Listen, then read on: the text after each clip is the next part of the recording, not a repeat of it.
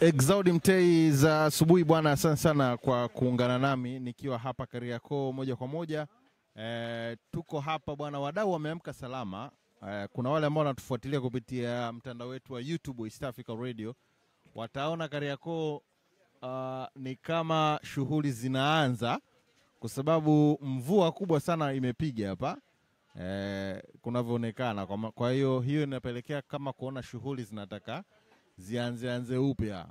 Watu ndio wanafunga vitu vyao wakiweka sabas kwa ajili ya kuangalia siku ya leo Jumatatu tarehe 24 mwezi huu wa 3 2025 kuona biashara zitaenda vipi. Kwa hapa imepiga mvua, ndio maana utaona pia kuna watu wachache hapa. Sio kila siku watu nakuta hivi, lakini kutokana na mvua pia imesababisha tatizo la foleni na usafiri umekuwa sio mkubwa sana, lakini yote kwa yote yajaribika. Vile vile tumwalike msikilizaji wetu katika kibiashara zaidi na tumfahamishe kwa sasa wino mzito ambao ameuzoea hapa utakuwa unaruka awali kule kabla hatujafika huku. Wino mzito utakuwa unaruka moja kwa moja katika kipindi cha kuanzia saa 12 kamili. Kwa hiyo hapa tulipo tutakuwa na masuala ya kibiashara zaidi. Na kibiashara zaidi tutaangazia ile kamati ambayo iliundwa, kimsingi kamati ya kufuatilia na kuhakikisha raia wa kigeni hawajihusishi na biashara, ambao iliundwa kamati hiyo moja kwa moja. Kamati iliundwa tarehe 5 mwezi wa pili 2025 na Waziri wa Viwanda na Biashara Dr. Selemani Jafo. Kamati hii ilikuwa ni utekelezaji wa maagizo ya Rais Samia Suluhu Hassan ambao alitaka ufanyike uchunguzi kuhakikisha raia wa kigeni hawajishughulishi na biashara zinazopaswa kufanywa na wazawa. Ni kamati ambayo tayari ilishatoa uchunguzi wake ambao ulibaini kuwepo kwa wafanyabiashara wengi wa kigeni ambao wanafanya biashara zinazofanywa na wazawa huku akiuza bidhaa kwa bei ya chini, na jambo hilo kwa mujibu wao linaondoa ushindani. Lakini kwa mujibu wa utafiti ambao ulifanywa na kamati na kuhakikisha kwamba raia wa kigeni wajihusishe na biashara zinazopaswa kufanywa na wazawa maeneo Kariakoo, ilikuwa inaongozwa na Profesa Eda Loga, na kamati hiyo ilishawasilishwa Dar es Salaam na kubaini wageni wanatumia vitambulisho vya uraia wa Tanzania kusajili biashara zao. Katika maduka 75 wamekuta raia wa kigeni 152 ambao wameajiriwa, huko 97% wanajihusisha na biashara za rejareja, 28 wanaishi nchini kinyume na sheria na 24 wameondolewa hapa nchini. Tutakwenda kuangazia na wafanyabiashara wa hapa kibiashara zaidi. Tukianza moja kwa moja na mwenyekiti, cha kwanza mnahisi ni hatua moja mbele ya kusikilizwa kwa baadhi ya madai ambayo mlikuwa mkiatoa nyinyi kama wafanyabiashara? Ni hatua moja, ni nzuri sana, ila sisi kama wafanyabiashara walishatoa maoni na serikali imesha kuja ikafanya uchunguzi. Kwa hiyo tunachotaka ni utekelezaji, kuona ni kingine na utekelezaji kingine. Kwa hiyo tunashauri serikali na wao ambao tulikuwa tunatoa wafanyabiashara maoni yetu kwamba kuna watu ambao wanafanya shughuli ambazo Watanzania wanaweza wakafanya. Kwa hiyo tunasubiri serikali ya Mama Samia Suluhu Hassan utekelezaji uanze mara moja, kwa sababu na wao wamesha baini hao watu wapo. Kwa hiyo tunasubiri utekelezaji. Sawa.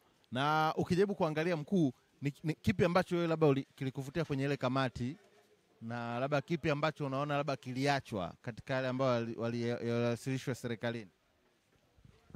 Asante sana ndugu mtangazaji, wana kijio wenzangu wa Tanzania kwa ujumla, habari ya asubuhi. Mimi kwa majina naitwa Uroki Ombeni AC. Mimi nafikiri najivunia sana kuwa na rais ambaye anaweza akasikiliza kero za wananchi wake. Mara ya kwanza 2022 tulimwambia Mama Samia Suluhu, rais wa Jamhuri, aangalie mfumo wa kodi. Baada ya miaka miwili akaunda tume ya kuangalia mifumo ya kodi imekaaje ndani ya nchi yetu. Tulifurahi sana, na baadaye wafanyabiashara wao wakampelekea tena kero nyingine ya kutokuwa na ushindani linganifu na wageni. Nalo hilo vile vile amelifanyia kazi, ameweza kumwagiza waziri wake Dr. Selemani Jafo kuunda tume ya kuchunguza hayo matatizo. Na ni kweli kila tume ambayo rais anaiunda inamletea majibu ambayo sisi kama wafanyabiashara na raia wa Tanzania tunayafurahia, kwa sababu huwezi kufanya biashara na watu ambao wana financial support from their country. Sisi huku ni watoto wa maskini wengi, watu wa Kariakoo wengi sana, watoto wa maskini ndio wamewako huku. Sasa kwa hiyo wanatumia kila mbinu, na hakuna hata waziri mmoja, mkurugenzi wa shirika lolote au mkuu wa nchi ambaye anaweza akatoka hadharani akasema nimewezesha hawa wakaenda kufika kule Kariakoo kufungua biashara. Hawa ni watu wanaojitafutia riziki yao na wanalipa kodi serikalini. Kwa hiyo hawezi kuja watu tu kiolelaulela wakaingia kwenye biashara ambazo zile wazawa wanazifanya. Na wazawa wanapoamua kufanya biashara kwa kujituma, ina maana lile neno hakuna ajira ndani ya nchi linaenda likikosa nguvu, kwa sababu kuna fursa ambazo wananchi wanaweza wakazifanya wakaendesha maisha yao. Sasa unavyoleta watu ambao ni wakubwa, nchi ambayo iko kwenye G7 ambayo ni super power, ikaje kufanya zile biashara za watu wa chini, una create a big problem ndani ya nchi. Unatengeneza mgogoro mkubwa. Na ndugu mtangazaji, ni wakumbushe tu wa Tanzania, kinachowafanyaga sisi wa Tanzania tunakuwa ungwana ni kwa sababu if one door is closed, many more is open. Ukiamka asubuhi ukakuta store ilivunjwa yote, unaweza ukakimbilia Makete, ukakimbilia Ruambuyuni, ukakimbilia na sehemu zingine, ukaenda kulima vitunguu na nyanya. Unalima mahindi, unalima maharage, kwa sababu bado ardhi tunayo. Baada ya miaka miwili unarudi kwenye reli. Watu wengine wanakimbilia kwenye madini, anakaa mgodini miaka miwili, anavuna madini yake, anapata fedha, anarudi Kariakoo. Kwa hiyo sasa unavyoharibu vile vyanzo vile ambavyo watu wazao wako ndo wananufaika navyo na wanafanya nchi inatawalika na nchi inakuwa na amani, unakuwa unatengeneza mgogoro.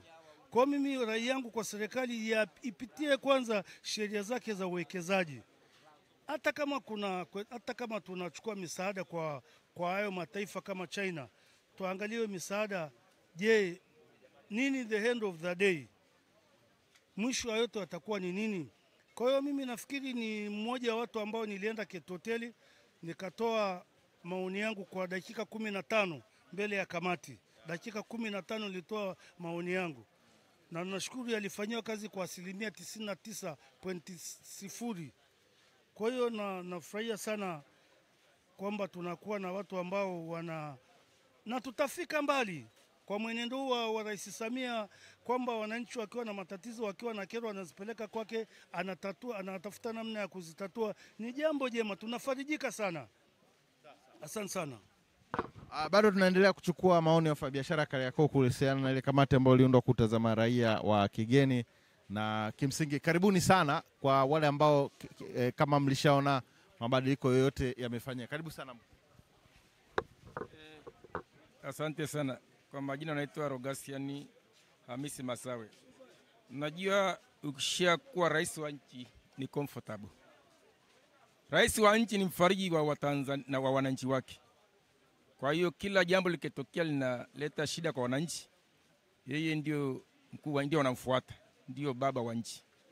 Kwa hiyo tunampongeza sana Mama Samia kwa hatua nzuri anayochukua, na roho wa Bwana mtangulie na Mungu amwekee mkono, azidi kuwa imara kama azidi kuipambana na changamoto za taifa letu. Unajua nchi yetu ni nchi maskini na wananchi wake ni maskini.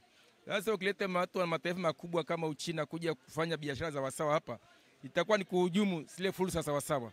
Kwa hiyo naomba hilo liendelee kufanywa kazi, na endelee kumpongeza Mama Samia kwa kazi nzuri anayofanya.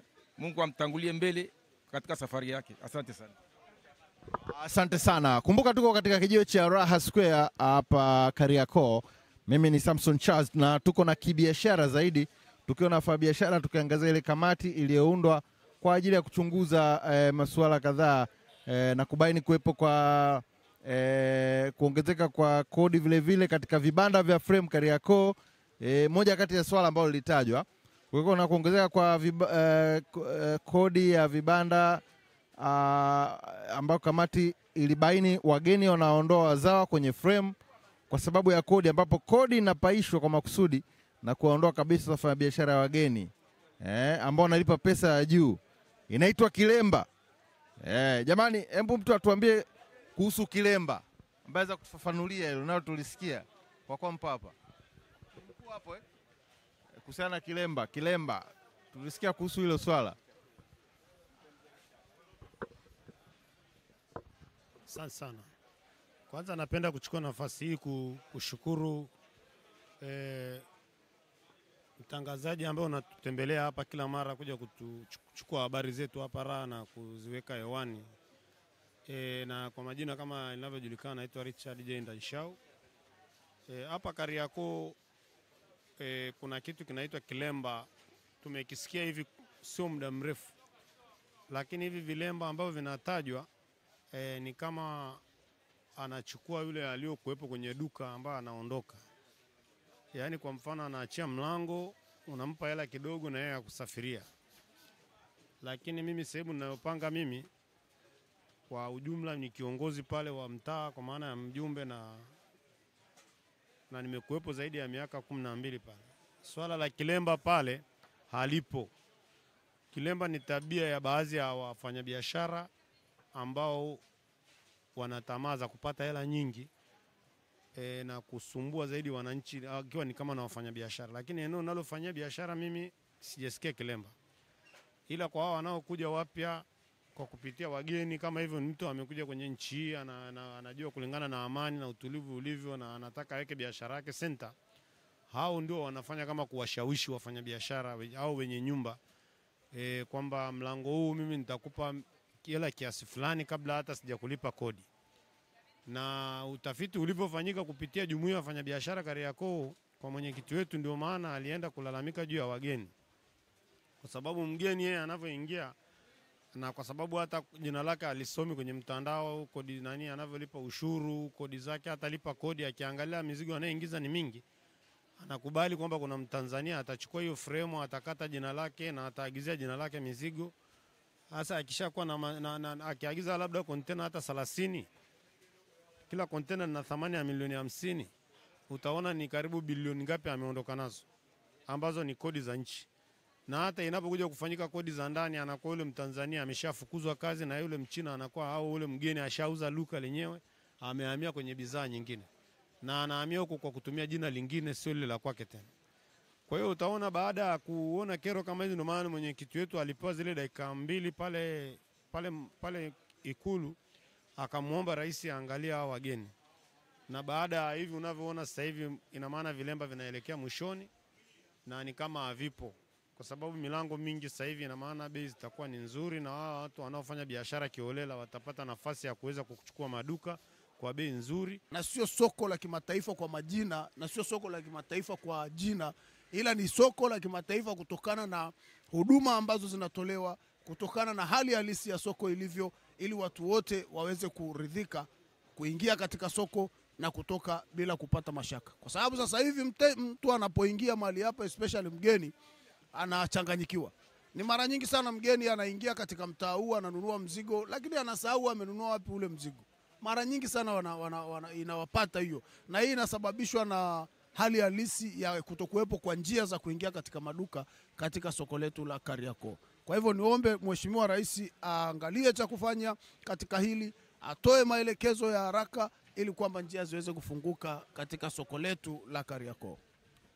Shukrani sana. Kumbe bado kuna maoni mengi sana ambayo yanatakiwa kufanywa kazi hapa, na kimsingi ndivyo ambavyo unasikia wafanyabiashara Kariakoo wakishukuru na kuona ni mwangaza wa pale ambapo matarajio yao yanapaswa yawepo kuendelea mbele kule ambapo tunatakiwa kwenda. Huenda kukaa na maoni zaidi ambayo yanaendelea kutolewa. Japokuwa hii hoja ya kilemba jamani imeshtua watu kidogo, kwamba kumbe mnaweza mkatoa kodi alafu tena unampa hela ya asante na mnalazimika kufanya hivyo. Imeshtua kidogo. Hem, tuendelee na mengineyo ambayo labda yanaweza yakasikika na kuona jinsi gani ya kufanyia kazi. Karibuni sana. Karibuni sana kwa mengineyo ambayo mnaweza mkasema na namna ambavyo yafanywe kazi. Asante sana mtangazaji, na nachukua nafasi kwanza kumshukuru aliyopita kiongozi wetu wa jumuiya ndugu yetu JB Masawe kwa yale aliyosema. Kwa sasa hivi kwa wafanyabiashara wa Kariakoo, kero ambayo ni kubwa kuliko yote ni kufikiwa na wateja madukani. Yaani hawezi kuja mtu na gari Kariakoo anakuja kufanya manunuzi. Labda akifika Kariakoo apaki kule maeneo ya Upanga, ndio gari yake inaweza ikawa salama. Upanga na kuendelea kule. Na kwa kama anatokea huku maeneo huko apaki Ilala. Sasa kama anakuja kununua mahitaji kwenye soko la kimataifa kubwa kama hili, ni kweli mwenyekiti wetu aliomba sana swala la barabara na njia zile za kutembea. Na kama unavyofahamu sheria za nchi yetu zinaruhusu mwananchi kuenda sehemu yoyote na bila kuvunja sheria za eneo husika. Ukiangalia jinsi sheria zile za mipango miji, mipangilio kwa hapa eneo la Kariakoo zilivyoharibika, ndio maana tumeona mtu peke yake ambaye anaweza akatusaidia juu ya hili sio mwingine isipokuwa ni rais wetu wa Jamhuri ya Muungano wa Tanzania kwa kushirikiana na TAMISEMI. Ili mtu akitoka nchi yoyote anataka kuja kufanya manunuzi Kariakoo, hapaki gari lake pale aingie kwenye duka anunue, kama vile ilivyo pale Mlimani City. Upande wa uwekezaji hapa sisi wafanyabiashara wa ndani tunapata mateso ya kutosha. Na sasa hivi tunapumulia mashine kuhusu wateja, lakini ukifungua duka kama Sinza, maeneo kama Mwenge, unaweza kufanya biashara. Kariakoo tumesongamana pa kutosha. Na kwa hali hiyo tunatoa nafasi tena kwa waziri wa viwanda na biashara kuwaza namna ya kupanua ili soko kulifanya liwe la kisasa zaidi. Kwa maana liwe linapitika mwanzo usiku na mchana. Sasa hivi unaona tumezindua masaa 24. Masaa 24 kwa wafanyabiashara wengi wameshindwa kufungua usiku kwa sababu hata huyo mgeni atapita wapi sasa na gari lake aje anunue. Meza zimejaa mno barabarani, na hata wale ambao wanafanya usafi usiku nao wakati mwingine wanaweza kaeka gari hapo masaa mengi, na kuna makontena yanayoshuka usiku. Kwa hiyo biashara hapa tatizo kubwa ni msongamano, na tunachomwomba serikali ni kwamba iangalie kwa jicho la huruma wafanyabiashara ambao wana mafremu. Ndio wanaathirika sana. Kwa sababu kuna kodi nyingi zinatudondokea, ikiwepo za usafi, ikiwepo kodi zingine kama hawa wenzetu ambao ni upande wa Wizara ya Mambo ya Ndani, Jeshi la Zimamoto. Yaani haya makodi yote yanayotudondokea kwa sasa hivi ni mengi. Tulikuwa tunaomba yaangaliwe namna ya kupunguza yawekwe kwenye kapu moja. Kama mtu akikata leseni hana haja ya kufuatwa, sijui tena kufuatwa na mtu wa faya, mtu wa usafi, mtu wa manispaa upande wa ulinzi, kuna mlinzi yupo. Yaani kodi ni nyingi na wenye nyumba wanasumbua, umeme unakatika kila mara kwa mara. Kitu ambacho tulikuwa tunaona kama upande wa TANESCO wanamhujumu mama kwenye hilo eneo, kwa sababu masaa 24 na soko la kimataifa halipaswi umeme kukatika kabisa. Natakiwa muda wote umeme huo unawaka, na hata kama kuna emergency inatokea sehemu zingine huko ndio umeme ukatike. Yaani hapa ni zaidi ya Muhimbili, kwa sababu kuna watu wana maduka kule chini kwenye underground, kuna joto sana, wanatumia feni. Sasa unapozima umeme na tena bila taarifa, ni bora hata ingetoka taarifa kwenye mtandao kama maji wanavyofanya sasa hivi. Jamani, siku fulani maji yatakatika, lakini wakati huo unatunza maji kwenye madumu. Umeme hamna sehemu ya store. Una sehemu ya kutunza umeme, na maana ukikatika umekatika. Kama una generator unabaki kwenye giza. Sasa ndio umetangaza masaa 24 mara umeme umekatika. Kwa hiyo katika hujuma za wenzetu ambao wanamhujumu Masamia, hawa upande wa TANESCO wanamhujumu kweli kweli. Kwa sababu serikali inasema hivi, huku nyuma wengine wanakata umeme upande huu wanawasha, ukienda kuwafuatilia wanakuambia sijui hili generator la huku limechemsha, hili la huku limepanda. Wanatuletea siasa ambazo hazipo. Tunaomba sana wasimhujumu mama, kwa sababu tayari watu washamuona anafaa na kilio chetu anasikia. Wafanyabiashara tunateseka na umeme unaokatika kila mara, hasa mtaa wetu ambao tunafanyia biashara. Ni kero kubwa sana, kubwa kuliko unavyowaza, na watu ni wengi mjini sasa hivi wanakuja kufanya manunuzi. Sasa wananchi wanavyokuwa wengi namna hiyo, alafu unakata umeme ghafla, huko ndani ni giza tupu kulingana na magorofa yalivyosongamana, na hata hiyo sehemu ya kuweka generator hamna kwa nje. Kwa hiyo tunaomba tuishie hapo, lakini kero yangu nafikiri ni hiyo kubwa. Tunaomba sana wenye mamlaka wachukue hatua. Tunakwenda kumalizia hapa na JB kuhusiana na kingine kabla hujapisha hatua michezo hapo ambao unaingia sasa hivi. Asante sana. Ndugu mtangazaji, nataka nizungumze kidogo tu kuhusu hizi nyumba za shirika la nyumba la NHC. Tuliona shirika la nyumba la NHC lilitoa zabuni kwa wazawa wengi na wakapewa zile nyumba wakaanza kuzijenga. Ikumbukwe katika zile nyumba kulikuwa kuna wapangaji ambao walikuwepo, na kwa mujibu wa kanuni na masharti ya NHC ni lazima zile nyumba zimalizike kwa 100% ndipo watu waingie katika zile nyumba waanze kutumika. Sasa jambo lile limeonekana kama ni athari kubwa kwa wafanyabiashara na pia kwa wale wajenzi wa zile nyumba.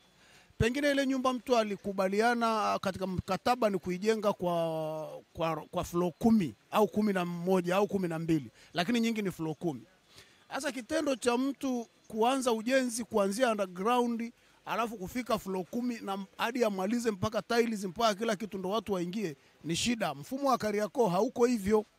Mfumo wa Kariakoo huko unajenga underground, unajenga floor ya kwanza, ukimaliza ya pili watu wanaanza kuingia, lakini wakati huo utaratibu unaendelea juu wa ujenzi. Kwa hivyo mimi nilikuwa nataka kuomba shirika la nyumba hebu liangalie kwa upya hicho kipengele ili kunusuru watu waliokopa fedha benki kwa ajili ya kujenga hizo nyumba, na ili kunusuru wapangaji waliokuwepo katika hizo nyumba mwanzo ambao wamepaki mizigo yao store wakisubiri nyumba zikamilike waweze kuingia. Kwa hiyo niombe shirika la nyumba liangalie kipengele kwa upya, na ikiwezekana watoe kibali na ruksa kwamba wale watu waliomaliza nyumba kwa kiwango cha floor ya pili basi kwenye maduka watu waendelee kuingia, lakini wakati huo ujenzi uweze kuendelea huko juu. Asante sana ndugu mtangazaji na ninakushukuru sana. Mheshimiwa Mwenyekiti, mimi nawashukuru watu wako bwana hapa. Tumepiga kibiashara zaidi za kutosha sana na tutakuwa hapa muda mrefu zaidi kwa sababu biashara ni Kariakoo. Kwa hiyo kwenye vikao kwenye grupu la WhatsApp mtakuwa mnaorodhesha masuala kadhaa ambayo tutakuwa tunakuja kuya present hapa, si ndio? Hatuna la ziada. Exaudi Mtei, watu wa michezo wanaweza kaendelea hapo Super Breakfast.